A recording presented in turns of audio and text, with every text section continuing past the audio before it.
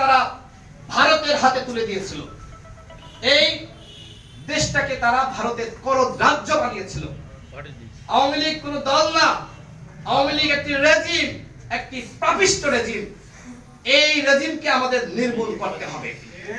এই ঝিনাইদহ জেলাতে আওয়ামী লীগের যে সকল অপরাধীরা ছিল, যারা অন্যায় করেছে, অপরাধ করেছে, নির্যাতন করেছে, নিপীড়ন করেছে, গুম করেছে, খুন করেছে, তাদেরকে আপনারা দেখতে পেলেই পুলিশের হাতে তুলে দিবেন। আওয়ামী লীগের সাথে কোনো আপোষ করা যাবে না। আপোষ থাকতে হবে নিজেদের মধ্যে, বিএনপির মধ্যে, গণ অধিকার পরিষদের মধ্যে, জামাতের মধ্যে, ইসলামী আন্দোলনের মধ্যে, প্রত্যেকটা বাম রাজনৈতিক সংগঠন, মধ্যপন্থী রাজনৈতিক সংগঠন, প্রত্যেকটা ইসলামিক সংগঠন, আপনাদের ভিতরে একতা, আপোষ, বন্ধুত্ব থাকতে হবে। যে বন্ধুত্ব রাজপথে তৈরি হয়েছিল আপনাদের মাথায় রাখতে হবে। শুধুমাত্র হাসিনার পতন হয়েছে, একটি অধ্যায়ের শেষ হয়েছে, কিন্তু যতক্ষণ না পর্যন্ত হাসিনা ফ্যাসিবাদ তন্ত্র ভেঙে চুরে খান খান হচ্ছে, ততক্ষণ পর্যন্ত বিপ্লবের সমাপ্তি ঘটে নাই। বিপ্লব সবেমাত্র শুরু হয়েছে।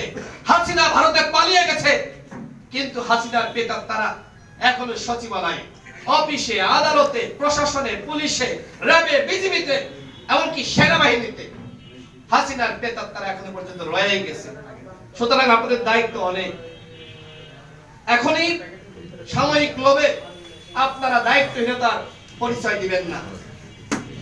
বিএনপির নেতাকর্মীদের উদ্দেশ্যে বলবো, জনাব তারেক রহমান সাহেব তার বক্তব্য শুনলে আপনারা বোঝেন যে তিনি ইতিবাচক বক্তব্য দিচ্ছেন। তার সাথে আমাদের বৈঠক হয়েছে, কথা হয়েছে। তার কথা শুনে আমার কাছে মনে হয়েছে যে তিনি একটি নতুন ধারার রাজনীতি, একটি নতুন রাজনৈতিক বন্দোবস্ত এবং একই সাথে একটি নতুন বাংলাদেশের প্রত্যাশা করছে। সুতরাং তারেক রহমানের নির্দেশনা আপনাদের প্রত্যেকের মেনে চলা উচিত। তিনি যা চাচ্ছেন সেই পথে আপনাদেরকে পরিচালিত হতে হবে, সেই পথ আপনাদেরকে অনুসরণ করতে হবে। তিনি দুর্নীতির বিরুদ্ধে জিরো টলারেন্স ঘোষণা করেছেন, বলেন নাই? তিনি অন্যায়ের বিরুদ্ধে, মাদকের বিরুদ্ধে জিরো টলারেন্স ঘোষণা করেছেন। দেখবেন তার আশপাশে এখন যারা আছে, আমি চিনি প্রত্যেকে মেধাবী, সৃজনশীল, যারা তারেক রহমানের আশপাশে এখন আছেন, যারা তাকে পরামর্শ দেন, যারা তাকে চিন্তা দেন, চেতনা দেন, তারা প্রত্যেকেই সৎ, নির্ভীক এবং তারা ভালো চিন্তা করেন। এই অভ্যুত্থানের পরে তার বক্তব্য নিয়ে এখনো পর্যন্ত কোনো সমালোচনা শুরু হয়েছে? তিনি নতুন কিছু চিন্তা করছেন। যারা তার সাথে ব্যক্তিগতভাবে মিটিং করেছেন, কথা বলেছেন, তাদের সাথে আপনারা কথা বলে দেখতে পারেন। অর্থাৎ তারেক রহমানের মধ্যে যে ধরনের সুন্দর সৃজনশীল চেতনা, সেইটা বাস্তবায়ন করা বিএনপির নেতাকর্মীদের দায়িত্ব। ঠিক একইভাবে জামাতের আমিনের বক্তব্য শোনেন, তাদের শীর্ষ নেতৃবৃন্দের বক্তব্য শোনেন, তারাও কিন্তু কল্যাণকর বক্তব্য দিচ্ছে, একটি নতুন রাজনৈতিক বন্দোবস্ত তৈরির জন্য কথা বলছে।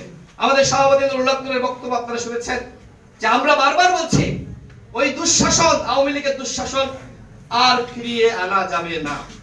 জনগণের সাথে জুলুম করা যাবে না, জনগণের সাথে অন্যায় করা যাবে না। জনগণ সমস্ত শক্তির উৎস। সুতরাং যে কোনো রাজনীতি করার ক্ষেত্রে জনগণকে সব থেকে বেশি গুরুত্ব দিয়ে রাজনীতি করতে হবে। এরকম প্রত্যেকটা রাজনৈতিক দলের শীর্ষ নেতৃত্ব এখন ইতিবাচক বক্তব্য দিচ্ছে, ইতিবাচক চিন্তা করছে, যেহেতু আমাদের সাথে সবার যোগাযোগ সম্পর্ক আছে, সেই জায়গা থেকে বলছি।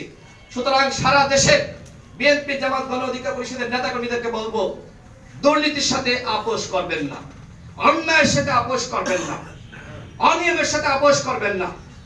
যদি কেউ অন্যায় করে দলীয় পরিচয়ে, তাকে আইন শৃঙ্খলা বাহিনীর হাতে তুলে দিবেন।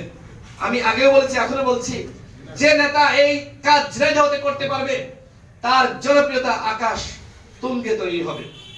তাকে